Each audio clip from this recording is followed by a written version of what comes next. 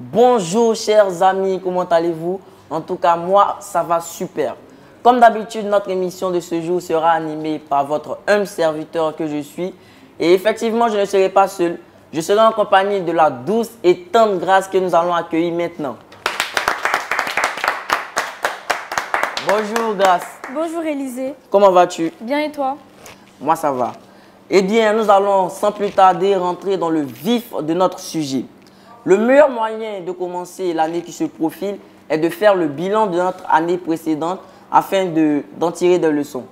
N'est-ce pas, Grâce? Oui, Élisée, en effet, il est important d'évaluer toutes nos actions menées afin de voir si les objectifs que nous nous sommes fixés ont été atteints. Et ça, c'est vrai. Nous avons aujourd'hui à notre table des personnes que vous ne voyez pas. Mais ne vous inquiétez pas, car ils travaillent dans l'ombre pour le bon déroulement de notre émission Les Trésors du Monde. Nous allons faire un petit tour de table rapide. Bonjour, Monsieur Koudou Laurent. Bonjour Élisée, comment vas-tu? Je vais très bien, vous? Moi, toujours au top, comme je le dis. Bonjour, Monsieur Kwao Florent. Bonjour Élisée. Comment allez-vous? Très bien.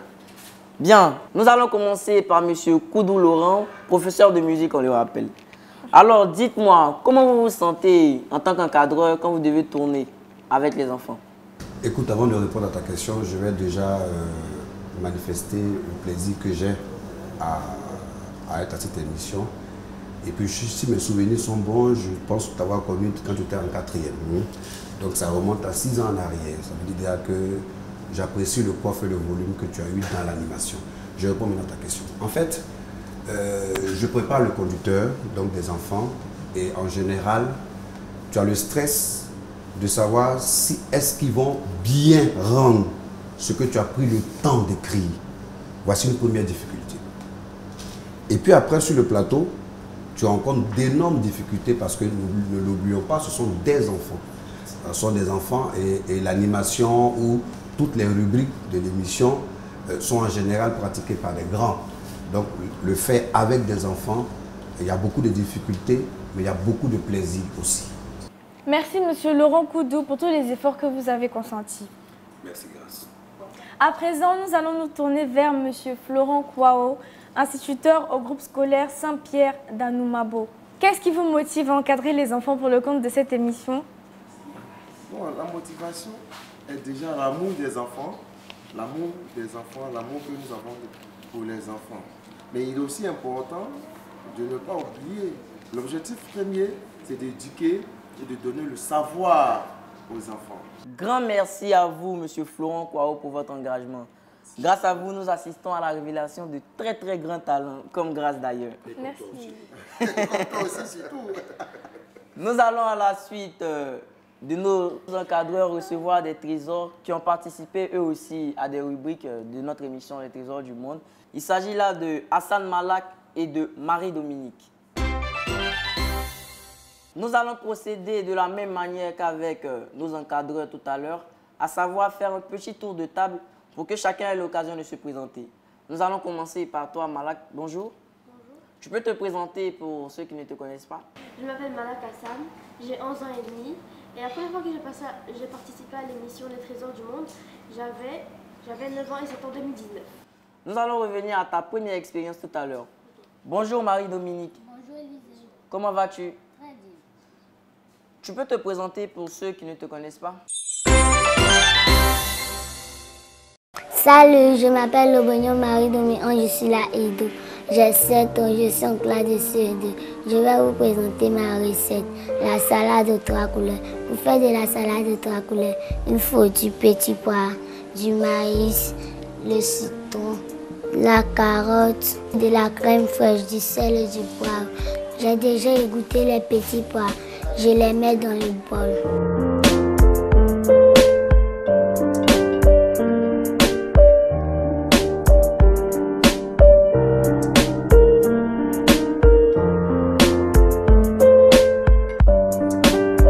Ensuite, j'ajoute le maïs.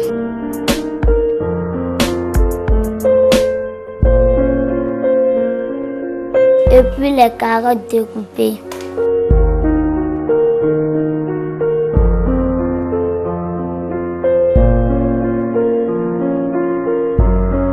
Ensuite, la crème fraîche.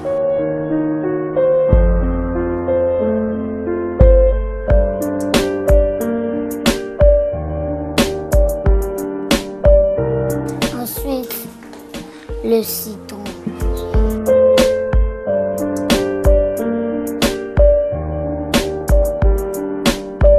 Je mets une pincée de sel. Et ensuite, une pincée de poivre. Ensuite, je mélange le tout.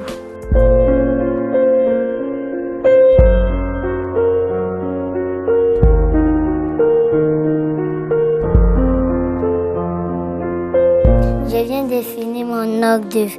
C'est très facile à faire et bon appétit.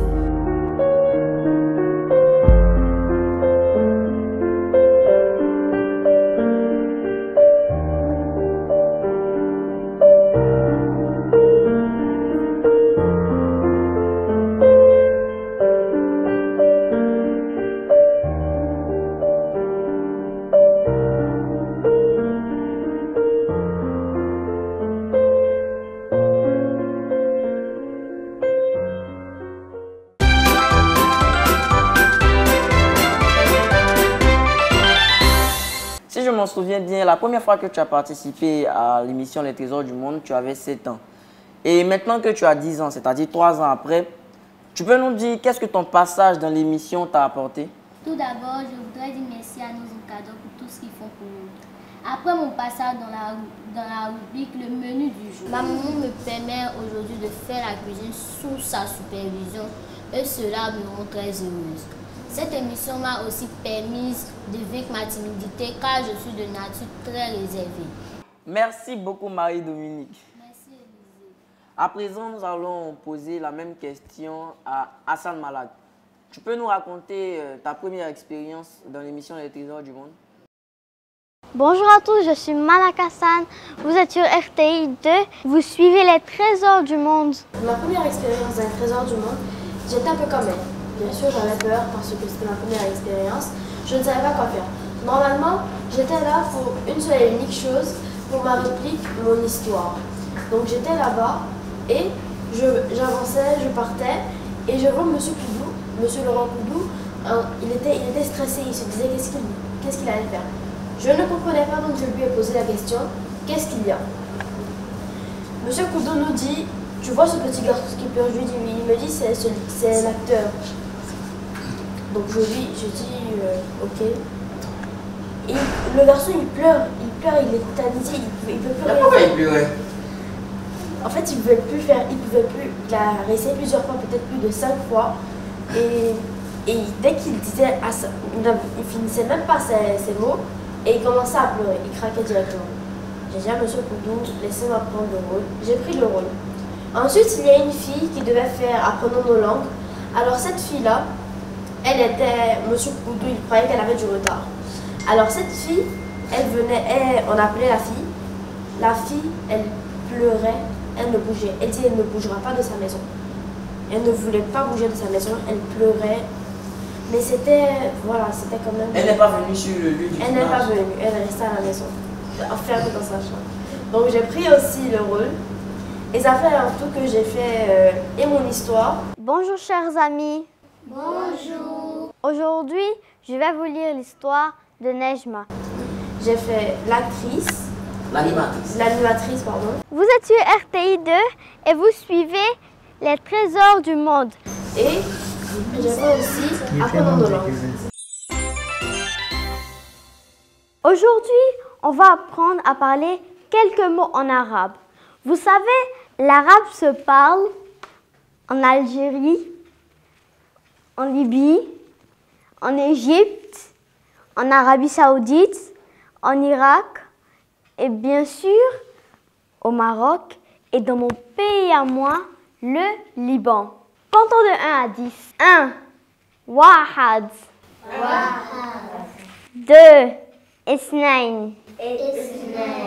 3. Salasa. 4. Arba'a.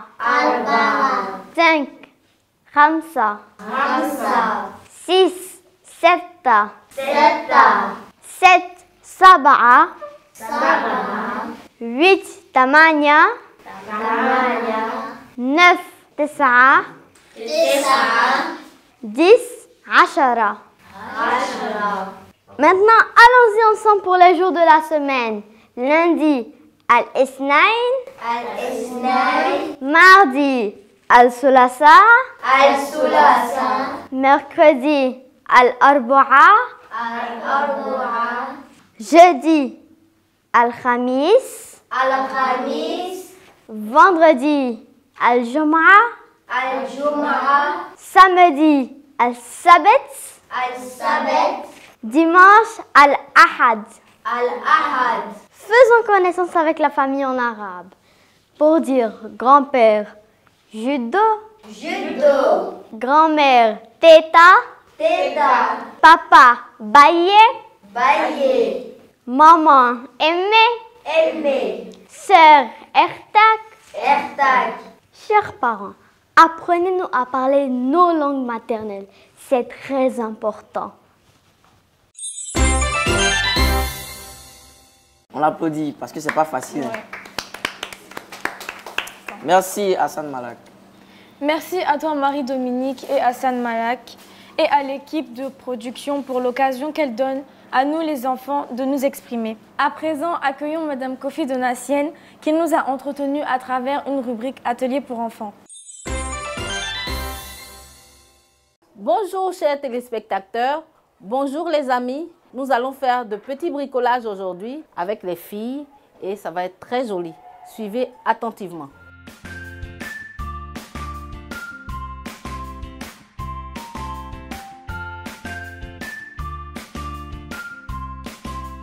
On va faire des formes géométriques. Alors toi tu vas faire un rond et toi tu vas faire un triangle.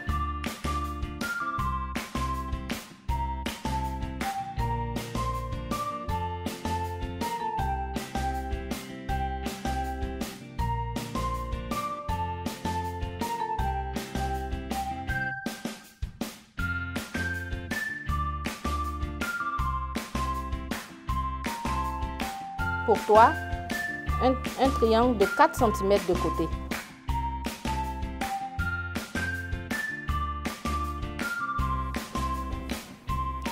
Voilà, tu fais un deuxième triangle ici en haut. Voilà. Et maintenant,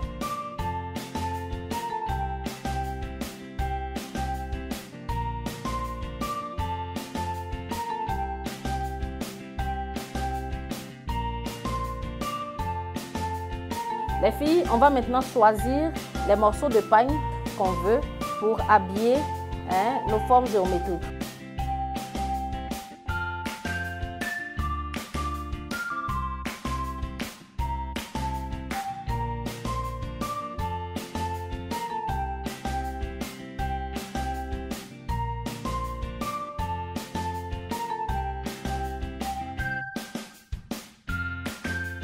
On va maintenant découper le pagne et le morceau de carton. Voilà. Donc on aura ça.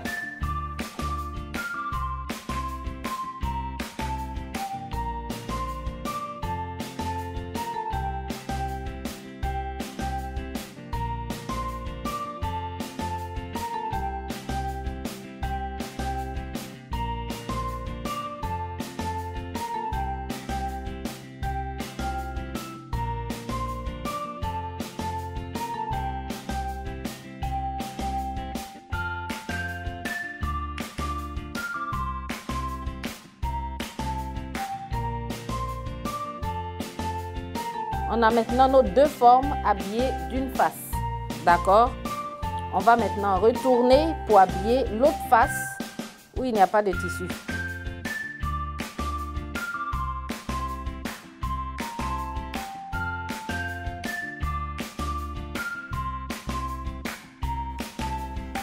On va fermer notre colle soigneusement pour ne pas qu'elle sèche. Après avoir recouvert nos formes géométriques en carton de tissu, nous allons maintenant mettre les anneaux pour en faire nos boucles d'oreilles. On va faire un petit trou où on veut mettre l'anneau. Voilà.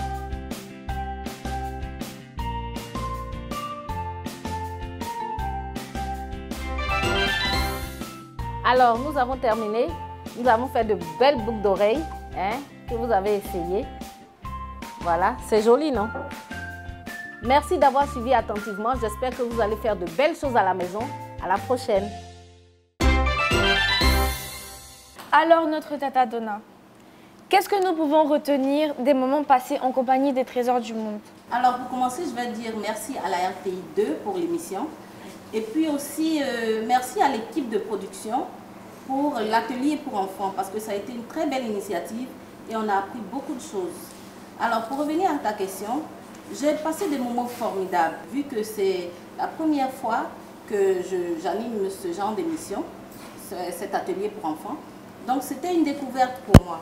Et les enfants étaient formidables, les choses qu'il fallait découvrir. Et on ne peut pas imaginer comment les enfants sont créatifs. Quand on leur donne l'occasion, ils s'explosent et puis ils créent des choses, c'est vraiment formidable. Et vraiment, cette expérience, je suis prête à recommencer parce que ça a été vraiment une belle expérience. Merci Tata Donna. Et je fais partie des chanceux qui ont eu l'occasion de participer à l'un de vos ateliers. C'était à l'INSAC où on a fait un atelier de céramique. On a modélé des pots. C'était vraiment intéressant, j'ai aimé. Cette année, la rubrique Les conseils du psy a été animée par notre tonton Conan Fernand. Cela fait déjà 2 ans que nous bénéficions de ces merveilleux conseils. C'est parti pour la rubrique Les conseils du psy. Bonjour chers petits amis, je suis très ravi de vous retrouver aujourd'hui. Tout au long de cette année scolaire, nous avons abordé plusieurs sujets pour vous permettre d'être de meilleures versions de vous-même. Nous avons parlé notamment de comment gérer les émotions, nous avons parlé de comment avoir une bonne hygiène, nous avons parlé de comment accepter la différence de l'autre. Aujourd'hui, nous allons donner des conseils qui vont reprendre en compte tout ce qu'on a déjà vu et puis donner d'autres indications pour vous permettre à l'école et surtout à l'examen de pouvoir donner la meilleure partie de vous-même. Alors, si vous vous souvenez, on avait parlé d'avoir une bonne hygiène de vie. On avait donné l'exemple de grandes personnalités comme Didier Drogba qui ont pu jouer au très haut niveau parce qu'elles avaient une bonne hygiène de vie.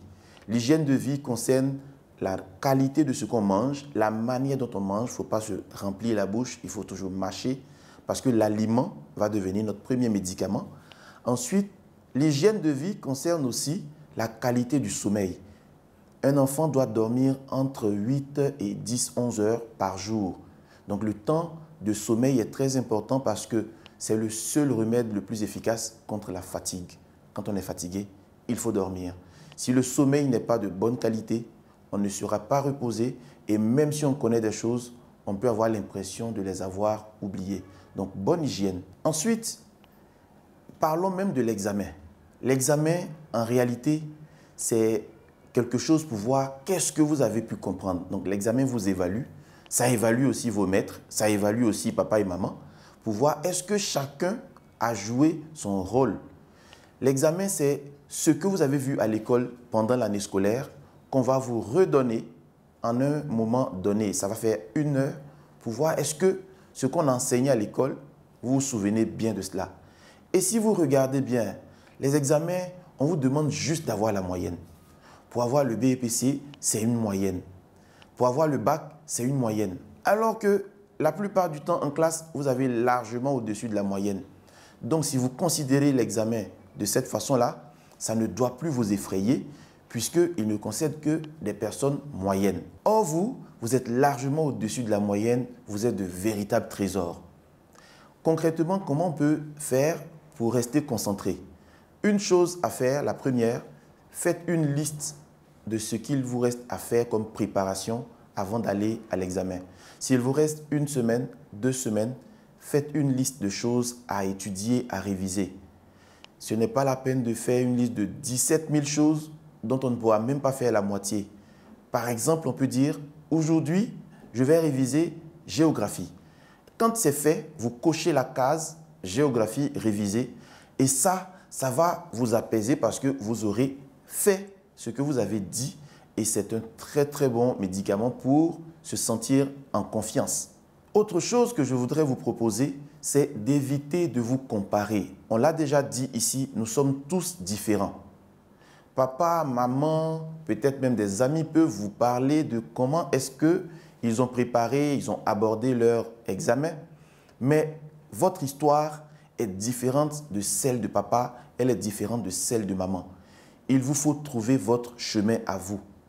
Des fois, des personnes qui vont à l'examen, juste à la pause, en échangeant avec des amis sur ce qu'ils ont fait, commencent à paniquer parce qu'on leur dit « Ah, mais il fallait mettre telle réponse. Ah, il fallait faire telle autre chose. » Du coup, à cause de cette idée qui est peut-être même fausse, ils vont paniquer, ils vont stresser et pour le reste du temps, ils ne pourront plus trouver la concentration pour pouvoir donner le meilleur d'eux-mêmes, alors qu'ils savaient déjà les réponses. Donc, quand vous êtes en situation d'examen, évitez de vous comparer aux autres. Si vous n'êtes pas très sûr, évitez d'échanger avec vos amis sur ce qu'un tel a fait ou bien ce qu'il n'a pas fait, puisque avant d'aller à l'examen, vous étiez suffisamment préparé. Et je suis sûr que vous connaissez les bonnes réponses parce que vous êtes de véritables trésors.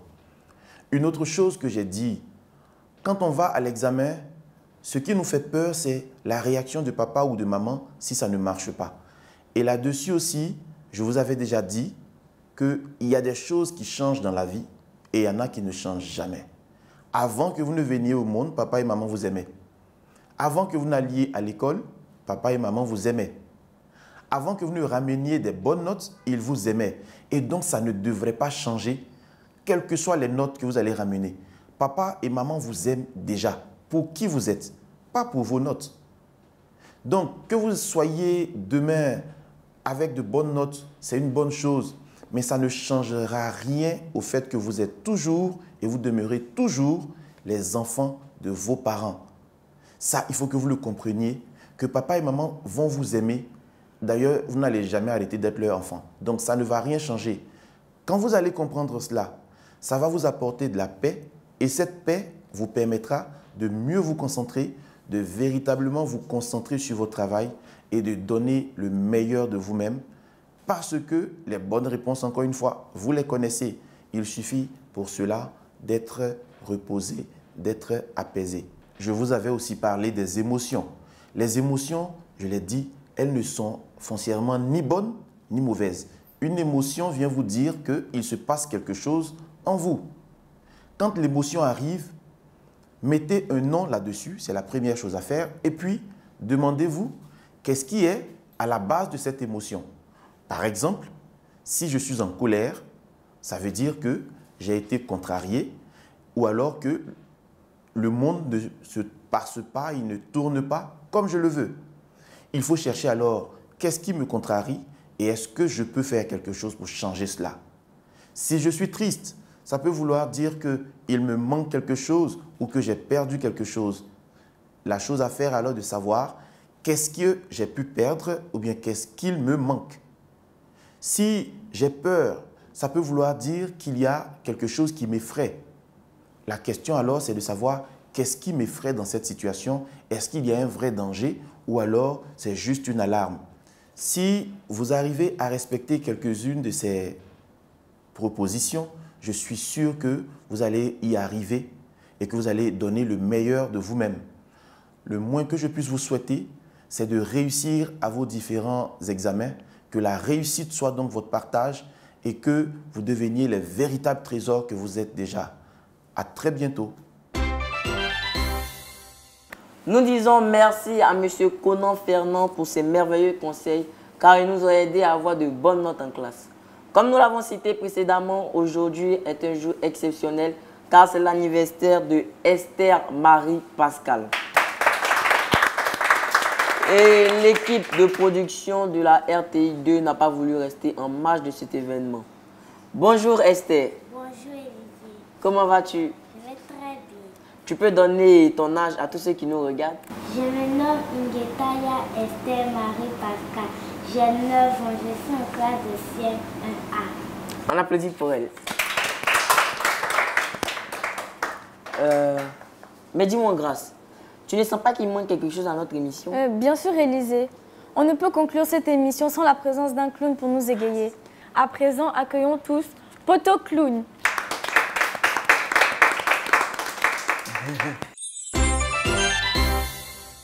Bonjour, je suis Poto Clown. Je viens pour l'anniversaire de Esther Marie.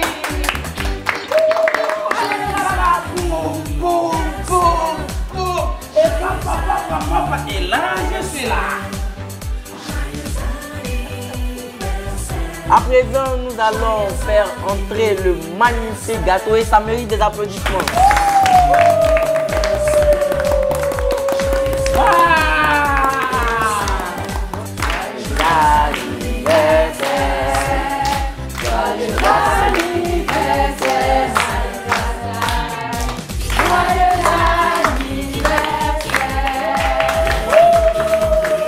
À présent, je vais donner un petit bout du gâteau à l'anniversaire. On applaudit. Ne t'inquiète pas, Esther, on ne t'a pas oublié. Et que serait un anniversaire sans cadeau? Et bien là, j'ai ton super cadeau en main. On va applaudir encore. Avec le super sourire. Super, ma grande. Est-ce que tu es contente, Esther? Oui, je suis très heureuse. Tu es contente d'avoir eu ton cadeau? Oui. On dit merci qui? On dit merci à la RTI2 et spécialement à la directrice Kadi Fofana. On applaudit.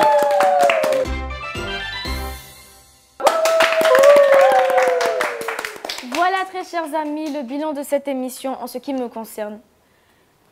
Quant à moi, j'ai été très heureuse de vivre ma première expérience en tant qu'animatrice. Je remercie l'équipe de production et la RTI2 pour la confiance placée en moi. Et toi, Élisée, quel est ton mot de fin? Pour ma part, comme vous le savez, ça a toujours été un réel plaisir pour moi de renouveler tous ces moments passés en votre compagnie. Ainsi se referme cette saison. Je vous souhaite de passer d'agréables vacances tout en restant connecté sur RTI2. Pour finir sur une touche de bonheur,